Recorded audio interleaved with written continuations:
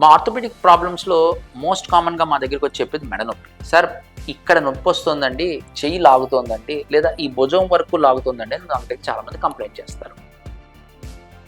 ఈ మెడ నొప్పి అనేది మెజారిటీ ఆఫ్ ద టైమ్స్ అంటే 100లో 95 మందికి వాళ్ళు కూర్చునే పోస్చర్ వల్ల, వాళ్ళు చేసే పని వల్ల వస్తుంటుంది. మనం సపోజ్ ఒక బరువు మనకు అలవాట్లేదు అనుకోండి, మనం చేసామనుకోండి, అప్పుడు మన చేయి పీకుతుంది కదా, అలాగే మెడ కూడా. మనం ఎప్పుడైతే దాన్ని స్ట్రెస్ చేస్తామో, అంటే మనం మెడ ఇలా కిందకు పెట్టి ఎక్కువసేపు చూడటం కానీ, లేదా మెడ ఇలా పైకి చేసి ఎక్కువసేపు ఉంచడం కానీ, లేదు మన షోల్డర్ని ఇలా ఈ లెవెల్లో కాకుండా ఇలా భుజం కన్నా పైనెత్తి పని చేయటం వల్ల కానీ, ఇవన్నీ మన నెక్ మీద స్ట్రెస్ చేస్తాయి. సో ఎప్పుడైతే ఈ స్ట్రెస్ చేస్తుందో అప్పుడు ఆ మెడ పీకుతూ ఉంటుంది. ఇది మనం తగ్గించుకోవాలి అంటే ఫస్ట్ థింగ్ ఏంటంటే ఆ స్ట్రెస్ చేసే యాక్టివిటీస్ తగ్గించాలి.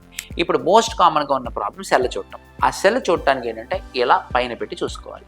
రెండవది, ఈ మెడ కండరాలని బలానికి ఎక్సర్సైజ్ చేసుకోవాలి. అంటే ఈ చేతిని ఇలా వెనక్కి పెట్టి గట్టిగా వెనక్కి తోస్తూ ఆపడం, ముందుకు తోస్తూ ఆపడం, ఈ పక్కకు తోస్తూ ఆపడం, ఈ పక్కకు తోస్తూ కిందకు తోస్తూ ఆపడం, ఇలాంటి ఎక్సర్సైజులు చేయాలి. అలాగే షోల్డర్ కూడా ఎక్సర్సైజ్ చేయాలి. ఇలా చేయడం వల్ల ఎప్పుడైతే ఈ మజిల్స్ కొంచెం స్ట్రెంగ్తన్ అవుతాయో వాళ్ళు మళ్ళీ నార్మల్ అవుతారు. అట్ ద సేమ్ టైం వాళ్ళు ఆ యాక్టివిటీని అవాయిడ్ చేయాలి. ఇలా చేయడం వల్ల మెజారిటీ ఆఫ్ ద నెక్ ప్రాబ్లమ్స్కి సొల్యూషన్ వస్తుంది.